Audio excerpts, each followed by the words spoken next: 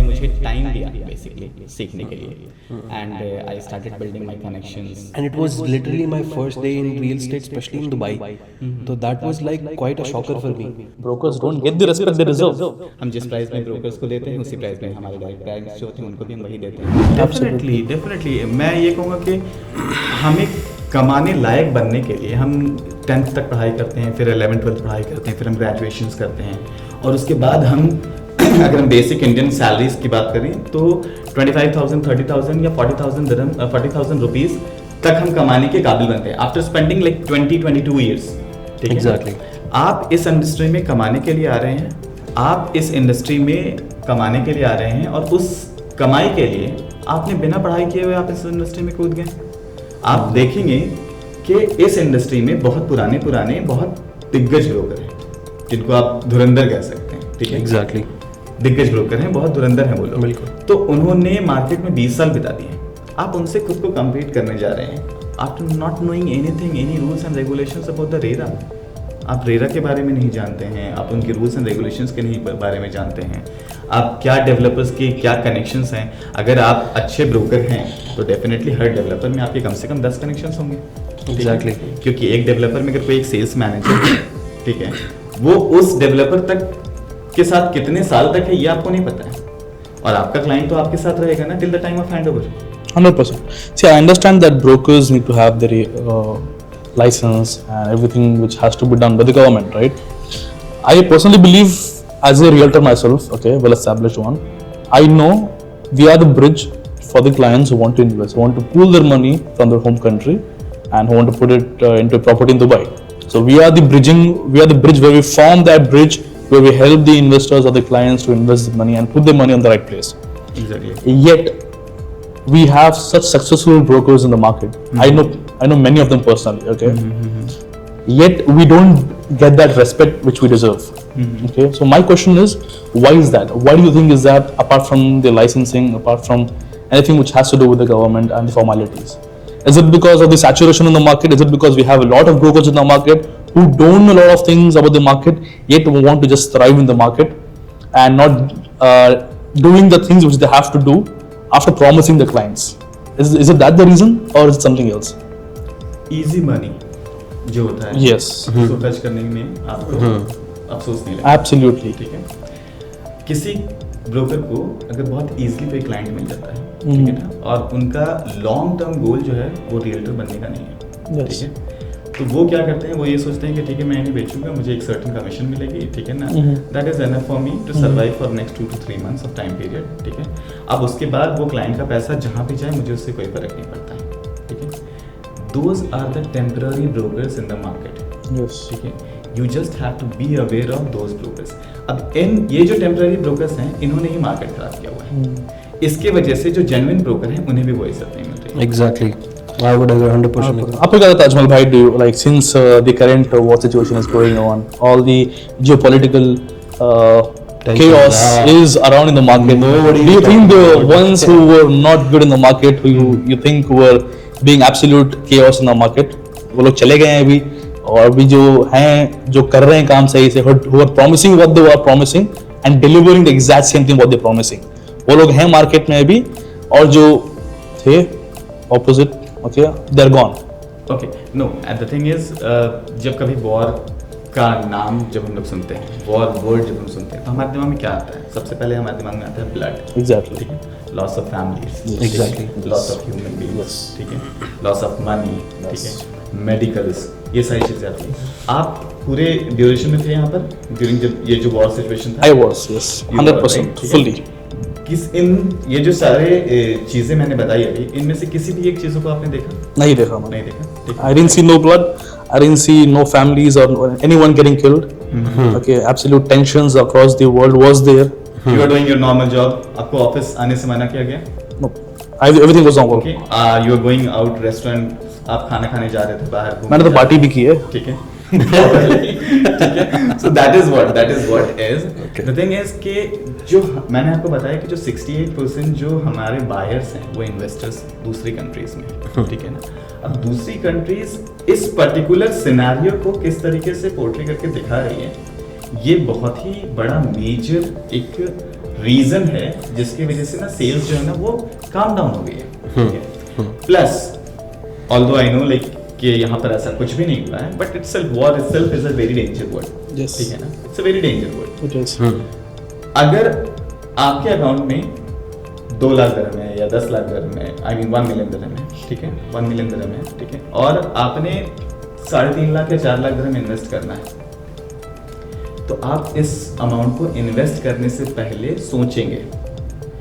लेकिन वहीं पर अगर मार्केट फुल फ्लेज में फ्लो हो रहा है तो आप ये सोचेंगे कि मैं इन्वेस्ट कर देता हूं तो हो सकता है कि मैं 1.5 मिलियन बना लूंगा, ठीक है। ड्यूरिंग दिस सिचुएशन लोग जो डरे हैं इन्वेस्ट करने से या जो रुक गए हैं इन्वेस्ट करने से, वो छोटे टिकट साइज के बायर्स थे, ठीक है, जिनके पास एक लिमिटेड अमाउंट ऑफ मनी थी जिसे उन्हें इन्वेस्ट करना था किसी भी इन्वेस्टमेंट प्लेटफॉर्म पे। Absolutely. और उस इन्वेस्टमेंट प्लेटफॉर्म पे उन्हें रियल एस्टेट दुबई का सबसे बेस्ट लग रहा था। Absolutely. Because I just realized after this answer कि हम तभी सुन रहे हैं कि जब से ये वॉर शुरू हुई है, we have only seen big numbers.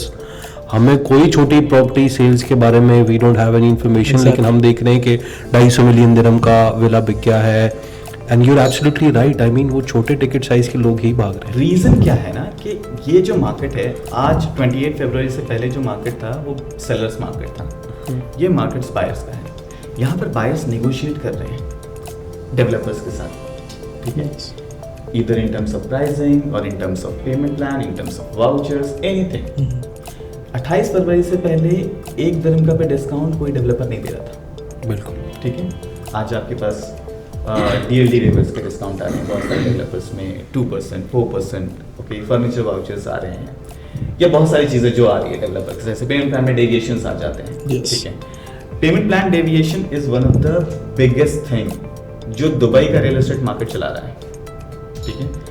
Payment plan deviation इसलिए बड़ा है क्योंकि अगर मैं जनरल बात करूं रियल एस्टेट के बारे में तो location is always a king.